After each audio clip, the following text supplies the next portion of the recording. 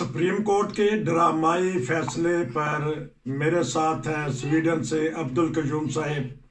मैं उनके पास चलूँगा और पता करूँगा कि इस तरह लगता है कि जिस तरह नून लीग में सफ़े मातम बिछ गई हो, क्योंकि उनके बयानात ऐसे लग रहे हैं। हालांकि ये अदालती फैसला है, सबको तस्लीम करना चाहिए, तनकीद करनी चाहिए, लेकिन यहाँ तक नहीं आ जाना चाहिए कि सुप्रीम कोर्ट के काजी को, जो चीफ जस्टिस हैं, उनको कह दिया जाए कि आप इस्तीफ़ा दे दें और इस पार्टी में शामिल हो जाएं।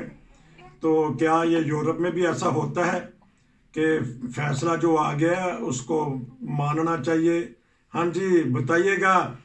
क्या आपने 2 दिन पहले तो बता दिया था कि हमारे जजेस बड़े दबंग किस्म के हैं, क्या देख रहे हैं आज के फैसले को?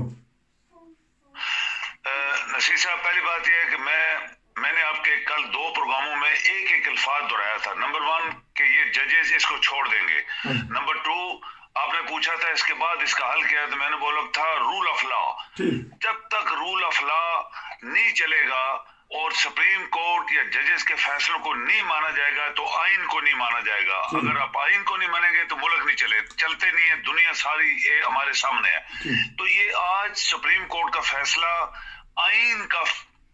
आइन की जीत है, पाकिस्तानियों की जीत है, और जजेस के दबंग फैसले से हम उनको मुबारक देते हैं। चीफ जस्टिस को हम सलूट करते हैं, उसको सलाम पेश करते हैं। अगर ये चीफ जस्टिस साहब 14 मई को जो ये एक ग्रुप ऑफ 13 पार्टीज, ये जो 13 पार्टी का ग्रुप है, ये 13 लोग जो है उसके ऊपर बैठे हुए हैं, इन्होंने बड़े बड़े क्राइम किए हुए हैं।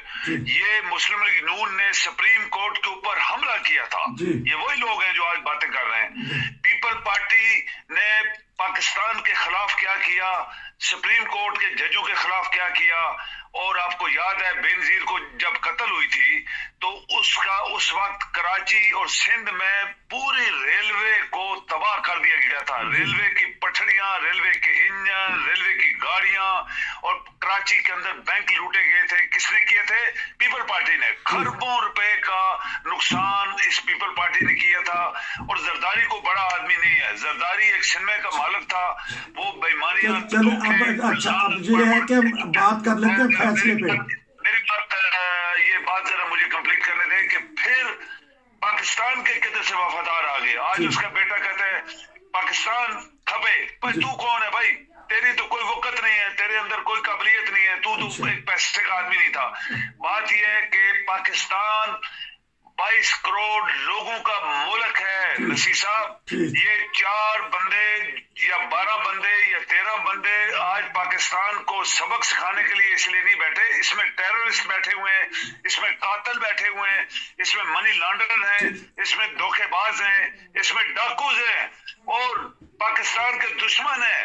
ये लोग, इन्होंने पाकिस्तान को डुबोने के लिए इमरान के खिलाफ साजिश की कि इमरान को उसकी सारी पार्टी के लीडर पकड़े गए और चीफ जस्टिस और सुप्रीम कोर्ट के खिलाफ वो बातें की गई कि इंसान सोच नहीं सकता। दुनिया में कोई मिसाल नहीं है, दुनिया के अंदर मिसाल नहीं है कि किसी मुल्क के लोगों ने chief justice of supreme court या चीफ जस्टिस या जजेस के खिलाफ कोई बयान दिया हो।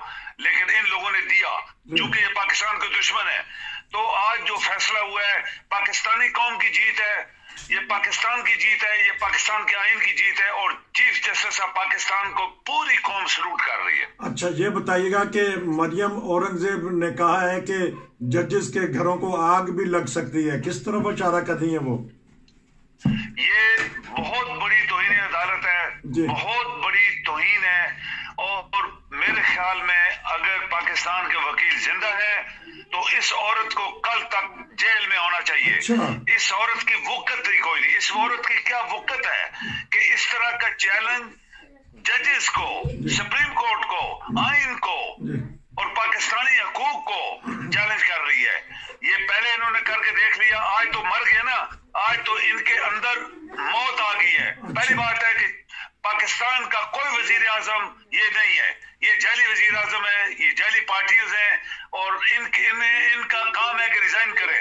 फौरन आज रिजाइन करके ये निकल जाते पाकिस्तान से और पाकिस्तान की जान छोड़े। ये माफियाज हैं, ये डाकूज हैं, ये क्या क्या लोग हैं इसके अंदर बैठे हुए। तो इनका काम था रिजाइन करते। और मैं चाहता हूं कि रिक्वेस्ट करता हूं चीफ जस्टिस को, जो इन्होंने चीफ जस्टिस ऑफ पाकिस्तान के खिलाफ बात की, सुप्रीम कोर्ट के खिलाफ बात की, उसका एक्शन ले। अभी एक मसला तो हमारा हल हो गया, हम लोग अभी थोड़े से सुकून में आए, पूरे पाकिस्तान के लोग सुकून में आ गए इमरान को छोड़ने के बाद। और इसके बाद 14 मई को chief justice of Pakistan election के बारे में जो हुक्म दिए थे मुख्तलिफ अदारों को, और मुख्तलिफ अदारों ने चीफ जस्टिस का मजाक उड़ाया था, वो 14 तारीख को फैसला होगा। और इंशाअल्लाह ये बात मेरी याद रखें नसीर साहब, बहुत सारे लोग जेलों में जाएंगे, बहुत सारे लोग डिस्क्वालीफाई हो जाएंगे। अच्छा, ये भी एक इल्जाम आ रहा है कि जो तहरीक इंसाफ कह रही है कि जो शरपसंदी हुई है इसमें हमारे कारकुन नहीं बल्कि किसी और ने इसमें वो शरपसंद घुसा दिए थे। क्या देख रहे हैं इस बयान को? मैं पूरा 100% यकीन कर सकता हूं कि ये देखें नसीर साहब, जब आप किसी का गला घोटते हैं ना, जब आप किसी के गले पे हाथ रखते हैं तो फिर वो बंदा मुक्का मारेगा, कुछ करेगा, आपको छोड़ेगा नहीं। ये एक सबसे बड़ी पार्टी पाकिस्तान की, सबसे बड़ा जानदार आदमी पाकिस्तान का लीडर, उसको खत्म करने के लिए माफियाज, डाकूज, लुटेरे, कातिल और टेररिस्ट मिलके उन्होंने कब्जा किया। उसको खत्म करने के लिए, उसको मरवाने के लिए गोलियां मरवाई गई थी, वो बच गया। आज ये जो उनके बड़े बड़े लीडर हैं, सबको क्यों उन्होंने अंदर किया हुआ है? इलेक्शन ही करवाएंगे, 2-3 साल और हुकूमत करेंगे। फौज एक तीसरा अदारा है जो सबऑर्डिनेट अदारा है, उसको चीफ जस्टिस ने रिक्वेस्ट की कि इलेक्शन के लिए अपने बंदे दो। उन्होंने क्या जवाब दिया? चीफ जस्टिस के मुंह पे चपेट मारी, हमारे पास बंदे नहीं है। आज सड़कों सड़कों गली गली मोहल्लों में फौज घूम रही है। तो ये सब चीजें पाकिस्तान को खत्म करने के लिए किया जा रहा था। अल्लाह ताला का एहसान है कि चीफ जस्टिस एक एक एक एक बोले कि एक स्ट्रांग मैन बन के निकला है, और उसने पहला डिसीजन जो दिया है वो इमरान खान को राख रहा है। और फिर 14 मई को इंशाल्लाह वो ऐसे डिसीजन दे।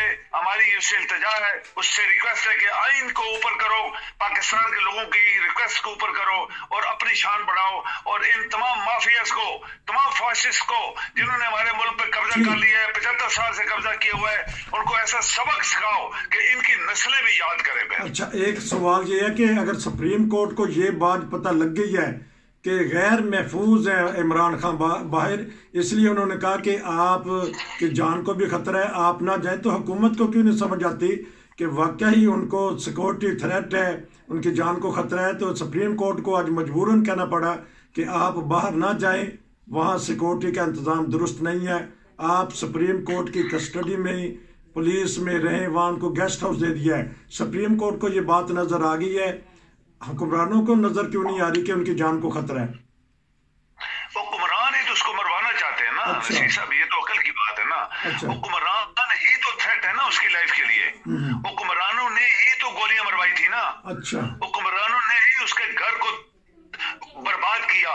हुक्मरानों ने इस्लामाबाद के अंदर किसने औरतें, मर्दे, बच्चे, बूढ़े लाहौर से किस तरह मरवाया गया उनको, किस तरह जमान पार्क में बच्चों लोगों को मरवाया गया, किस तरह सड़कों पे लोगों को मरवाया गया, किस तरह इमरान को गोलियां मरवाएगी। तो ये हुक्मरान तो नहीं है ना, ये तो डाकूज हैं। एक डाकू की लड़की, लाहौर की डाकू की लड़की जो सबसे बड़ा डाकू है, उसकी लड़की को पुलिस कर रही है। और सबसे बड़े डाकुओं की जो आगे एक आप कहें कि मुंह है, वो मरियम जो दूसरी मरियम है। अच्छा। उसने क्या क्या चीफ जस्टिस के खिलाफ बातें की, थ्रेट्स दिए। क्या जरूरत है यूरोप के अंदर कि कोई आदमी सुप्रीम कोर्ट के जज को थ्रेट करे, उसी वक्त उसको अरेस्ट कर लेते, उसी वक्त। और आज तक ये बैठी क्यों है? चीफ जस्टिस इन तमाम लोगों को जो ये बकवास करते रहे पार्लियामेंट के अंदर बाहर, उन सबको अरेस्ट करवाए। अभी उसको टाइम मिल गया, अभी वो भी स्कूल में आ गए, बड़ा मसला उसने हल कर दिया है। इसके बाद 14 मई को आप देखें क्या होने वाला है। आपका बहुत शुक्रिया। नाजरीन, एक दफा फिर कह दें कि कोई राय देते हैं, कोई तबसरा देते हैं तो वो खबरों के मुताबिक देते हैं। 2 खबरें चल रही थी कि मरियम नवाज साहबा ने बयान दिया है कि चीफ जस्टिस को इस्तीफा दे देना चाहिए, पार्टी में शामिल हो जाना चाहिए। दूसरी मरियम औरंगजेब साहबा जो हमारी वजीर हैं इसकी, वो उन्होंने कहा है कि जजेस के घर को खतरा है, उनको आग लगाई जा सकती है। इस पे रिएक्शन दे रहे थे, बता रहे थे कि यूरोप में ऐसी बात नहीं होती। इमरान खान को बड़ा रिलीफ मिल गया है। देखते हैं कि कल या आने वाले दिनों में क्या फैसले होते हैं। आपका बहुत शुक्रिया कि आपने आज फिर हमें वक्त दिया। आप तो हमारे हर रोज़ के तबसरा नगार हैं, अच्छा तबसरा करते हैं। नाज़रीन अगर आप भी कोई तबसरा करना चाहें तो हमें व्हाट्सएप पे मैसेज करें, हम आपका तबसरा लेंगे। नसीर को इजाज़त दीजिए। आपका बहुत शुक्रिया जी। अस्सलाम वालेकुम।